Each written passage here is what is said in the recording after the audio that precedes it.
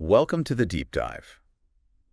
Today we're going deep on the OWASP Top 10 for 2024. That's right. But we're going to do it with a bit of a twist. Yeah. We're not just going to list out the vulnerabilities. Yeah. We really want to look at how knowing about these weaknesses can help you in the real world. Yeah. Specifically if you're interested in bug bounty hunting. Absolutely. And you've provided us with some fantastic resources. We've got the latest from OWASP, some really interesting insights from Reflective, and even a breakdown from a security expert on YouTube. So we're talking real-world scenarios and some really actionable knowledge you can use right away. So if you've ever wanted to get into bug bounty hunting, Mm. or you're just curious about how hackers actually exploit web applications, this is the deep dive for you. Let's get started by setting the scene. The OWASP Top 10, it's basically a list of the most critical web application security risks, and it gets updated every few years based on real data from real attacks. So this isn't just theoretical stuff. These are the things that hackers are actively using right now. And the 2024 list is still being finalized, but we've got the 2021 list. And that's a pretty solid foundation, I would say. Plus, a lot of those vulnerabilities are probably still out there, just waiting to be discovered. Absolutely. And the beauty of understanding these vulnerabilities is it gives you this massive advantage if you're trying to get into bug bounty programs. It's like having a cheat sheet for how to find these high-impact bugs. All right, so let's dive right in. And the first vulnerability on the list is broken access control. And, to me, that just sounds like someone forgot to lock the door to the bank vault. Yeah, you're not far off. Broken access control is really about how an application controls who has access to what information Right. or what functionality.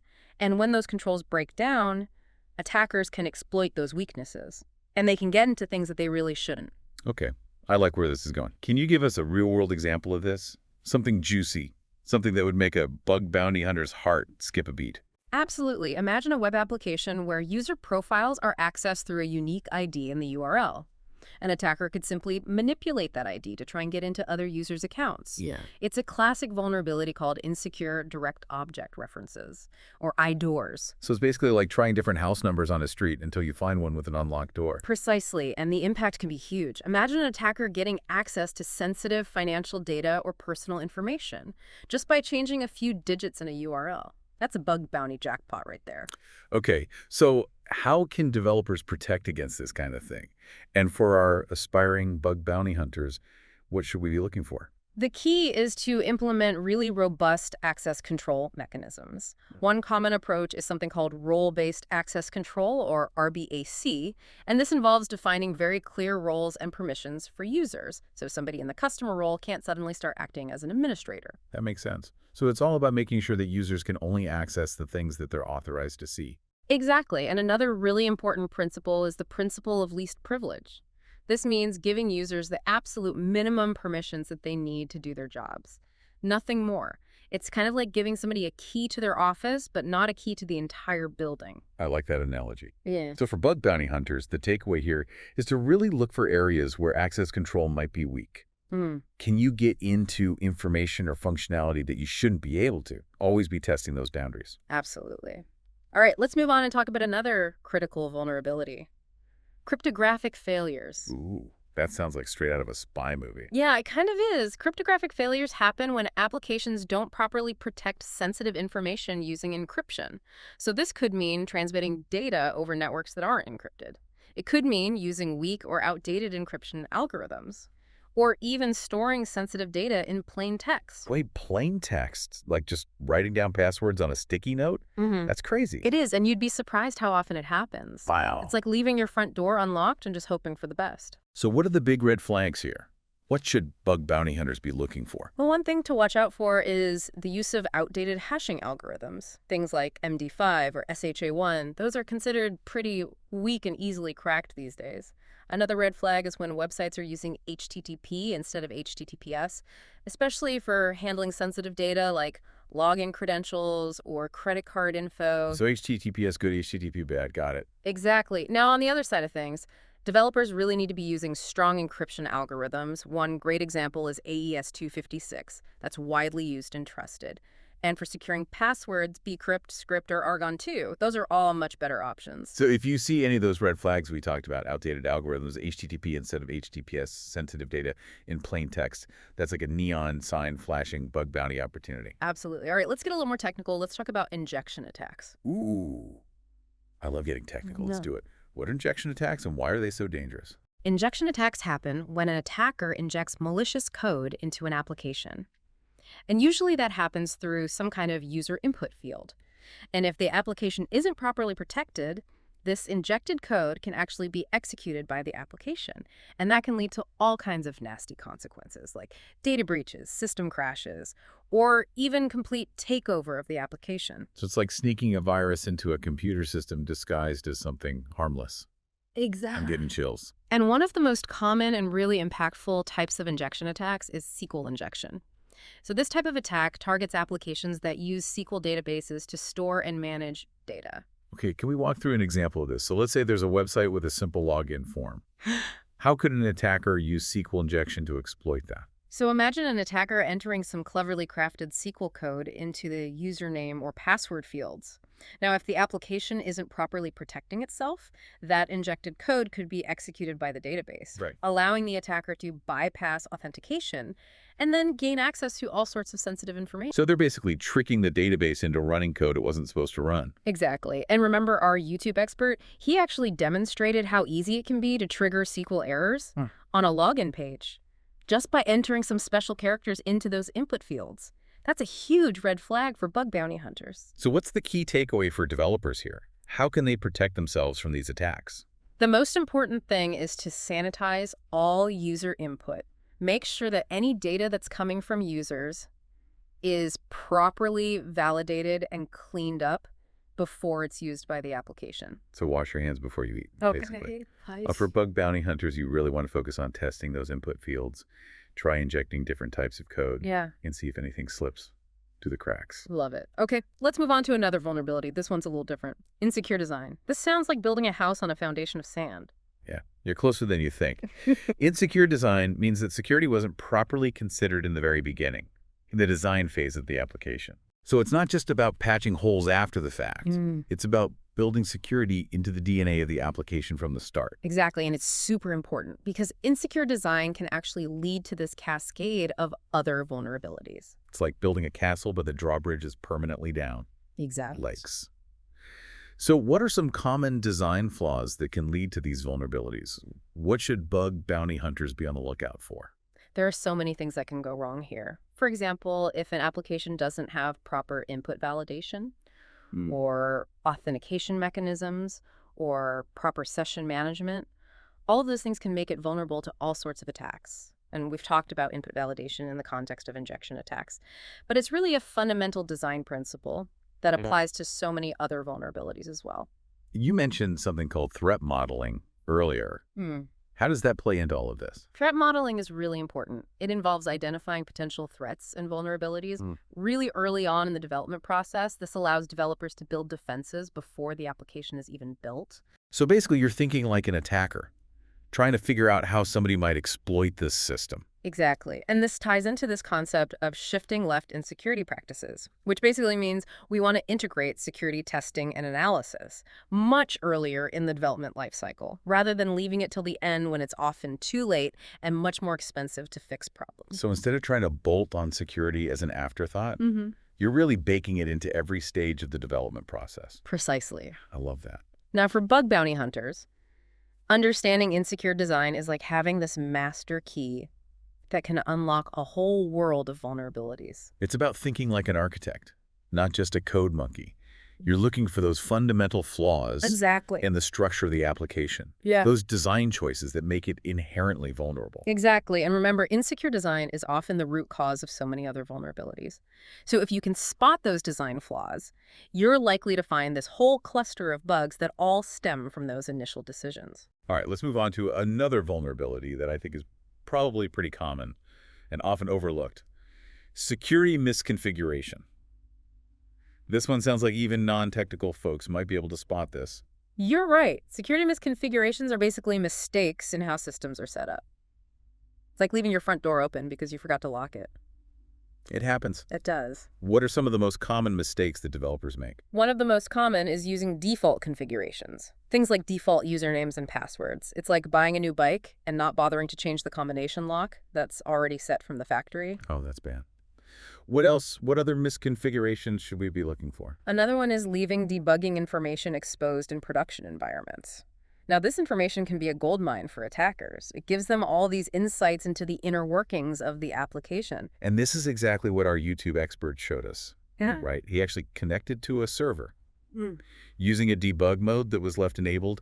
That's right. He even managed to obtain a pin-on that would allow him to control the server remotely. So it was a really good illustration of just how dangerous a simple misconfiguration can be. So what are the best practices here? How can developers make sure they're not making these mistakes? First and foremost, never use default credentials. Always change those default usernames and passwords to something unique and complex. Also, make sure to disable any features or services that aren't absolutely necessary. It's all about minimizing the attack surface, reducing the number of potential entry points for attackers. And what about patching and updates? Absolutely. Keeping software up to date is critical. Patches often fix known vulnerabilities, so falling behind on updates is like leaving yourself wide open to attack. You mentioned Reflecteds earlier. Right. Does that help with security misconfigurations? Yeah, Reflecteds is a great tool. It can help organizations identify and manage vulnerabilities in their web applications, including those caused by misconfigurations. It's kind of like having a security guard constantly monitoring your systems for weaknesses. So for bug bounty hunters, it sounds like it's all about being really observant. Noticing those little details that might indicate a misconfiguration. A default password here, an exposed debug port there. Exactly. Look for things like debug information that shouldn't be there, error messages that reveal too much information, or any signs of those default configurations. Those are all telltale signs that maybe somebody wasn't paying close enough attention to security. All right, let's move on to another vulnerability that sounds particularly scary. Vulnerable and outdated components. This is a big one. Most websites and applications these days rely on all sorts of external components like frameworks, libraries, and plugins to add functionality and make development easier. The problem is that these components can have vulnerabilities just like any other software. So it's like having a weak link in a chain. Exactly. One vulnerable component can bring down the whole system. And the worst part is that developers often don't even realize they're using outdated or vulnerable components. They might inherit a project with a bunch of legacy stuff, or they might just not be keeping up with the latest security patches. It's like trying to keep track of 1,000 different puzzle pieces. Yeah. And each one has its own potential flaw. That's a great analogy, and the consequences can be devastating. Just look at the Equifax breach. That was a huge wake-up call for the entire industry. That was a big one. So how can developers prevent these kinds of disasters?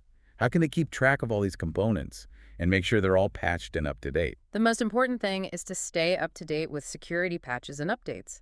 Developers should regularly scan their projects for outdated components and update them as soon as possible. There's some great tools and techniques that can help with this, things like software composition analysis or SEA. These tools can scan code bases to identify all the different third-party components being used and then flag any known vulnerabilities. So it's like having an inventory system for your code, making sure everything's accounted for and up to date. Exactly. I like that. And you mentioned Reflecteds earlier. How does that fit in here? Well, Reflecteds is specifically designed to help organizations manage these third-party risks by giving them real-time visibility into all the components being used and alerting them to any potential vulnerabilities. Now, for bug bounty hunters, this vulnerability sounds like it's a gold mine. Yeah. If you can find an application that's using an outdated or vulnerable component, Yeah. you're practically guaranteed to find a bug. Absolutely. And often these vulnerabilities are relatively easy to exploit. Sometimes all it takes is a quick Google search. Yeah. And you can find working exploit code. Wow, so it's like having a treasure map that leads you straight to the loot. Precisely. I love it. All right, let's talk about another vulnerability that is often targeted by attackers, identification and authentication failures. This one's all about how applications verify the identities of their users. So we're talking passwords, login systems, all of that stuff. You got it. Identification and authentication failures happen when applications don't properly validate user credentials, or they use weak authentication mechanisms. This can lead to unauthorized access, account takeovers, all that fun stuff. I remember our YouTube security expert talked about how easy it can be to exploit weak passwords, especially with brute force attacks and credential stuffing. Yeah, brute force attacks involve trying every possible password combination until the attacker finds the right one. Credential stuffing is a little more sophisticated, but just as dangerous. It involves using lists of stolen usernames and passwords from other websites and then trying them on different platforms. hoping that somebody has reused their password. So it's like trying the same key on every house in the neighborhood. Exactly. And it's surprisingly effective because people do tend to reuse passwords. So what's the best defense here? Mm. What can developers do to build really strong authentication systems? Strong password policies are absolutely crucial. Encourage users to create passwords that are long, complex, and unique. And please, no more password 123 or your pet's name. Yeah, I think we've all been guilty of that at some point. Yeah, but the good news is there are things that developers can do.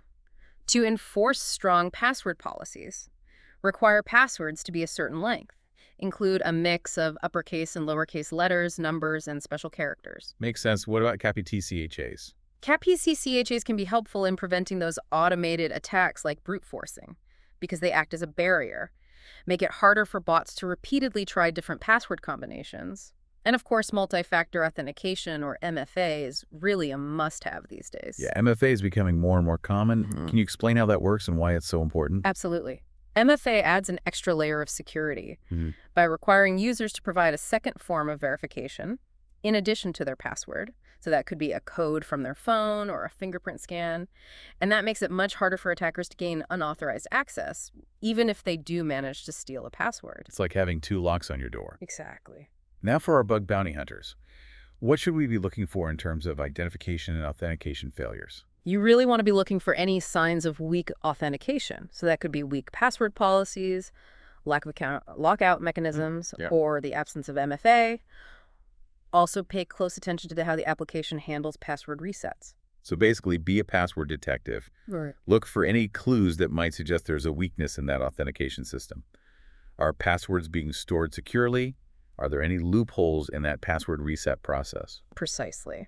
All right, let's move on to another vulnerability that often flies under the radar, but can have some pretty serious consequences: software and data integrity failures. This one sounds a bit technical. Can you break it down for us? Yeah. What are software and data integrity failures, and why should we care about them? These failures happen when applications don't properly validate the integrity of software updates, data inputs, or other critical pieces of information. And this can open the door to malicious code injection, data tampering, all sorts of bad stuff. So it's all about making sure that the software and data haven't been messed with, like verifying the seal on a package to make sure it hasn't been tampered with. You want to make sure you're dealing with the genuine article, the authentic software or data, not some altered version that could contain malicious code or corrupted information. Can you give us an example of this? I'm having trouble visualizing it. Sure. Imagine an application that downloads and installs software updates without actually verifying their authenticity. An attacker could potentially create a malicious update that looks legitimate and trick the application into installing it. So it's like downloading a virus disguised as a software update. Precisely. Another example is when an application fails to sanitize data inputs, allowing an attacker to inject malicious code or corrupted data into the system. So how can developers prevent this kind of thing? Strong validation checks are absolutely crucial. Developers need to make sure they're verifying that data is coming in the right formats with expected values before it's processed. They should also be using things like digital signatures and checksums to verify the integrity of those software updates and other critical pieces of data. Okay, I'm starting to see how important this is. But for bug bounty hunters, these integrity failures seem like they might be hard to find. What should we be looking for? It does require a bit of detective work. You need to look for those places where the application is handling sensitive data, particularly user inputs or data that's coming from external sources, and see if you can manipulate that data in any way. Send unexpected formats or values, and see if you can trigger any unexpected behavior or errors. So basically, look for cracks in the system where data might be slipping through without being properly checked. Exactly. All right, let's move on to a vulnerability that's often overlooked, but super important for effective security. Security logging and monitoring failures. This one's a little bit different. It's less about preventing attacks and more about detecting and responding to them. Okay, so more detective work than hacking. Exactly. Security login and monitoring are kind of like having a security camera system for your application. They provide this record of what's happening, so you can spot suspicious activity and investigate incidents. But what good is a security camera system if nobody's watching the footage? Exactly. That's why monitoring is just as important as logging. Applications should be logging detailed information about security-related events, things like login attempts, failed authentications, data access requests, system changes, and all those logs need to be carefully analyzed. to look for any patterns or anomalies that might suggest an attack. So you need a security guard who's actually paying attention to the monitors. Precisely. And this is where solutions like Reflectus can be really valuable, because Reflectus provides real-time visibility into those security events. It analyzes those logs for suspicious activity and then alerts organizations to any potential threats. It's like having a 247 security operations center monitoring your applications. That sounds pretty awesome. Yeah. So for our bug bounty hunters out there, what should we be looking for when it comes to logging and monitoring failures? Try to identify those areas where the application might not be logging critical events or where those logs might not be sufficiently detailed. You can also try to trigger events that should be logged and then see if they actually show up in those logs. So it's like setting off a test alarm to see if the security systems work. Exactly. All right, let's wrap up this part of our deep dive with another vulnerability that sounds particularly sneaky. Server-side request forgery, or SSRF. This one can be really dangerous. SSRF is a type of vulnerability that allows an attacker to trick a server into making requests to other systems on the attacker's behalf. So they're basically hijacking the server. Exactly, and using it as this puppet. That's scary. Could you give us a real-world example of how this might work? Sure. Imagine an application that allows users to input a URL to fetch some content, like an image or a document. An attacker could provide a URL that actually points to an internal server or service, something that's not supposed to be accessible from the outside world. So it's like providing a secret backdoor address. Exactly. And if the application isn't properly validating and sanitizing that URL, it might end up fetching content from that internal server, potentially exposing sensitive information. Yeah. Or allowing the attacker to execute commands. That's terrifying. So what's the best defense against these SSRF attacks? The key here is to be really careful about how you handle any user-supplied URLs. So you need to validate and sanitize those URLs. Make sure they're not pointing to any internal or restricted resources. You should also restrict the server's ability to make requests to internal systems or services. That can help limit the damage if an attack does occur. So you're basically locking down the server and preventing it from being tricked into making those unauthorized requests. Precisely. Now for our bug bounty hunters. Yeah. What should we be on the lookout for? How do we identify those potential SSRF vulnerabilities? Look for any functionality that allows users to input URLs. Okay. Or that involves fetching content from external sources. Try to manipulate those URLs. Try to point them to internal servers or services. And see if you can trigger any unexpected responses. So it's like mapping out the applications network and looking for those hidden pathways that shouldn't exist. Exactly. We've covered a lot of ground in this part of our deep dive, but there's one more vulnerability on our list, and it's a doozy. Insecure design. Stay tuned for the final part of our OWASP Top 10 2024 adventure, where we'll unpack this critical vulnerability and show you how to spot those design flaws that can lead to some big bug bounty payouts. Can't wait. Welcome back to the deep dive. We're continuing our exploration of the OWASP Top 10 for 2024. And remember, we're not just looking at this from a theoretical perspective. We want to give you the tools and the insights to actually use this knowledge in the real world, particularly if you're interested in bug bounty hunting. Absolutely. We've covered some really critical vulnerabilities already, but we've got more to uncover, so let's jump back in. With a vulnerability that can really keep developers and security teams up at night. Vulnerable and outdated components. Right. This one really stuck with me. Yeah. Can you remind us why this is such a big deal? Think about modern websites and applications. They're like these incredibly complex structures built from all these different components. You've got frameworks, libraries, plugins, all sorts of things. And the challenge is that each of these components can have its own set of vulnerabilities, just like any other piece of software. So it's like this ticking time bomb lurking somewhere in your code base. That's a great way to put it. And what makes it even trickier is that developers often don't even realize that they're using outdated or vulnerable components. You know, they might inherit a project with a bunch of legacy stuff, or they might simply not be staying on top of those latest security patches. I can see how that would be a nightmare to manage. Exactly, and the consequences can be absolutely disastrous. Just look at the Equifax breach. That was a huge wake-up call for the entire industry. That was a big one. So how can developers avoid becoming the next Equifax? How do they prevent these vulnerabilities from sneaking in? Staying up to date with security patches and updates is really critical. Developers need to be regularly scanning their projects for those outdated components and updating them as soon as possible. That makes sense, but how do you even know what components are being used in a project? Especially with these large, complex applications that might have hundreds or even thousands of files. Well, thankfully, there are some great tools and techniques to help with this. Software composition analysis, or SCA, is a godsend for developers. These tools can scan code bases, identify all those third-party components being used, and then flag any known vulnerabilities. So it's like having X-ray vision for your code. Precisely. I like that. And you mentioned Reflectus earlier. How does that fit into all of this? Reflectus is specifically designed to help organizations manage those third-party risks by giving them that real-time visibility into all the components being used and alerting them to any potential issues.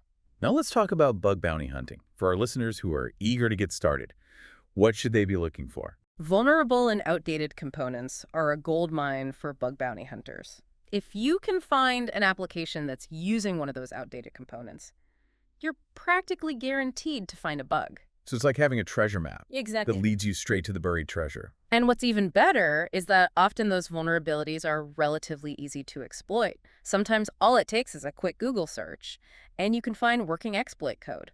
So this is a great area for even beginner bug bounty hunters to focus on. Absolutely. It's a high-impact, high-reward area, definitely worth exploring. All right, let's shift gears a bit and talk about another vulnerability that's often targeted by attackers and can have some really serious consequences for users: identification and authentication failures.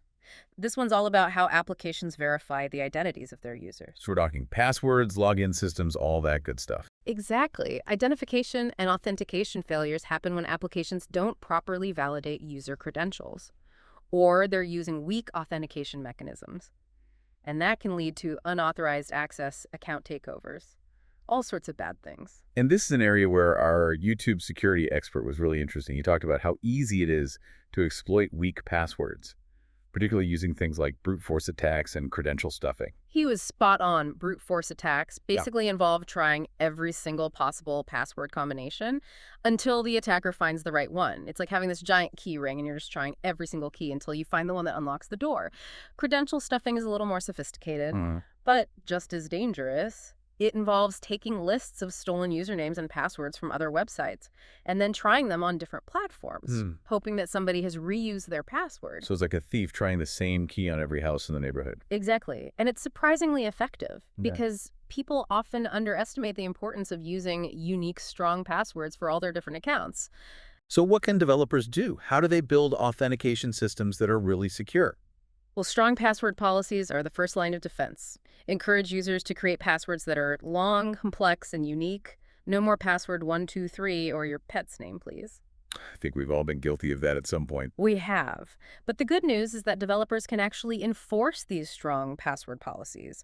They can require passwords to be a certain length. They can require them to have a mix of uppercase and lowercase letters, numbers, and special characters. That makes sense. Are there any other techniques they can use? Absolutely. Account lockout mechanisms are another great way to prevent brute force attacks. So after a certain number of failed login attempts, the account gets temporarily locked, prevents further guessing. And of course, we can't forget about CAPTCHAs. Yes. Those sometimes frustrating puzzles you have to solve to prove you're not a robot. Exactly. They can be helpful in preventing those automated attacks like brute forcing, because they act as a barrier, make it harder for bots to keep trying different password combinations over and over again. And then, of course, multi-factor authentication, or MFA, that's becoming more and more essential these days.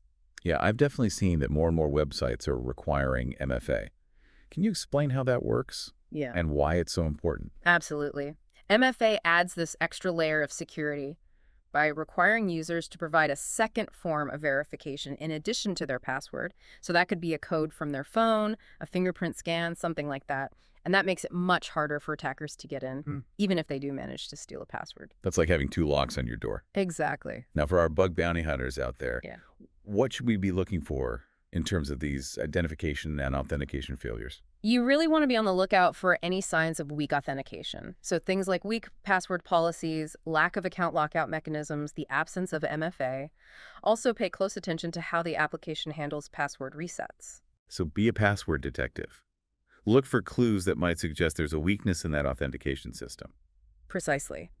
All right, let's move on to another vulnerability that often flies under the radar, but it can have some pretty serious consequences: software and data integrity failures. Okay, this one sounds a bit technical. Break it down for us. What are software and data integrity failures, and why should we care about them? These failures occur when applications don't properly validate the integrity of things like software updates, Mm. data inputs, or other critical pieces of information.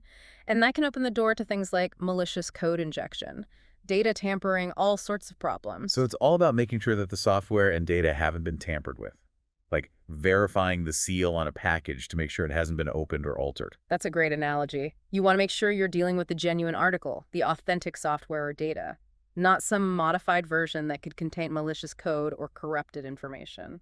Can you give us a real-world example? I'm trying to picture how this might play out in an actual application.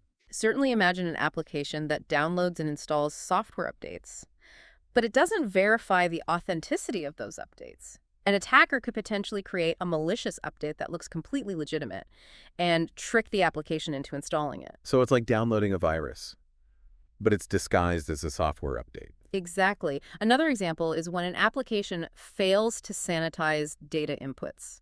So that means it doesn't properly check and clean up data coming from users or other external sources. An attacker could potentially inject malicious code or corrupted data into the system through those unsanitized inputs. That sounds pretty scary. So what can developers do to protect themselves? Strong validation checks are absolutely essential. Developers need to make sure that they're verifying that data conforms to the expected format and contains the expected values before it's processed by the application. They should also be using techniques like digital signatures and checkzones to verify the integrity of those software updates and other critical pieces of data. Okay, I'm starting to understand the importance of this.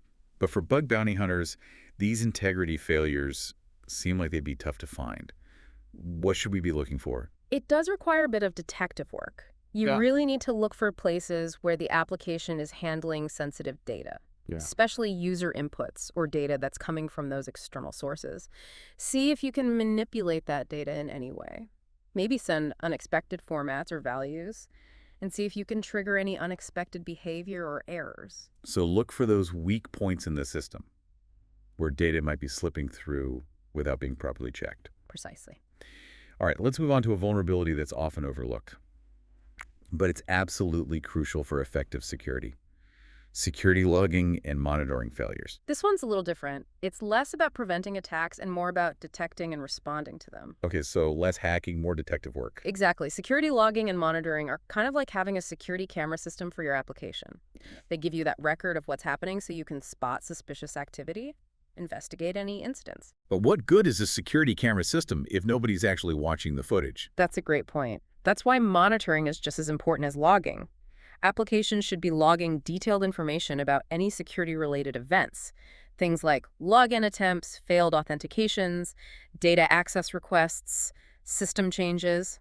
All those logs need to be carefully analyzed to look for any patterns or anomalies that might suggest that an attack has occurred. So you need a security guard who's actually paying attention to the monitors, not just sleeping on the job. Precisely. And this is where solutions like Reflectus can be so valuable.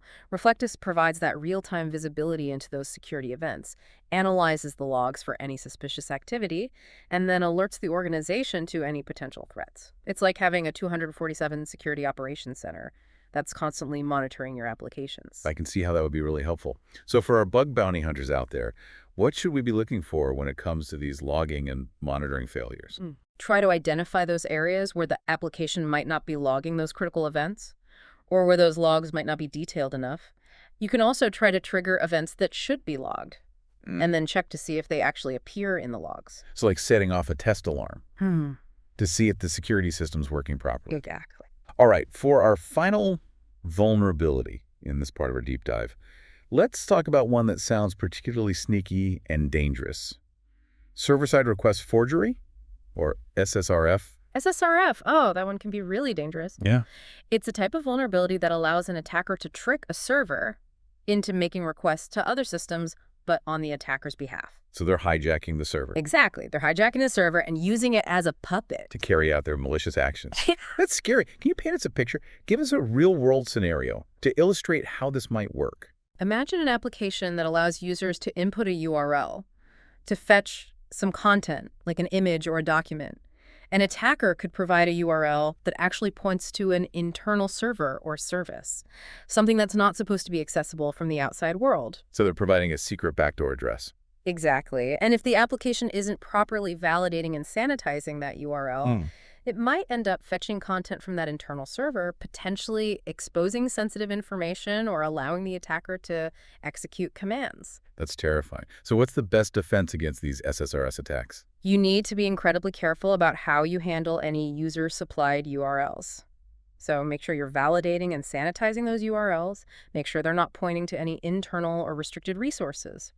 You should also restrict the server's ability to make requests to those internal systems or services. That can really help to limit the damage if an attack does occur. So it's about locking down that server, preventing it from being tricked into making those unauthorized requests. Precise. Now, for our bug bounty hunters listening, what should we be on the lookout for?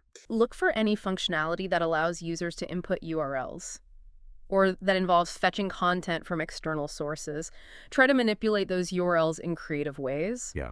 Can you point them to internal servers or services? Can you trigger any unexpected responses? It's like you're mapping out the applications network Hmm. and looking for those hidden pathways that shouldn't exist. Exactly. So many vulnerabilities, so little time. We've covered a lot of ground in this part of our deep dive, but there's one more vulnerability we need to tackle, and it's a big one: insecure design. Stay tuned for the final part of our OWASP Top 10 2024 adventure, where we'll unravel the complexities of insecure design.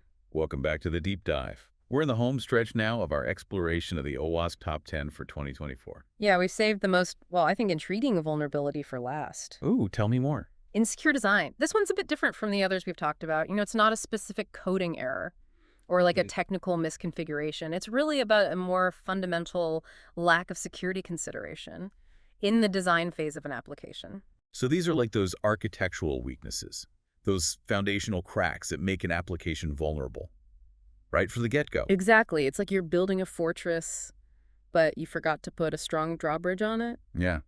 And you're just hoping for the best. Yeah, insecure design is all about these inherent vulnerabilities that exist because security wasn't baked into the blueprint of the application. So you can't just kind of slap on security features as an afterthought. Right. It needs to be there from the very beginning. So for our bug bounty hunters out there, Yeah. what should we be looking for? What are the telltale signs of insecure design? There are so many things to look out for. But here are a few key areas to focus on.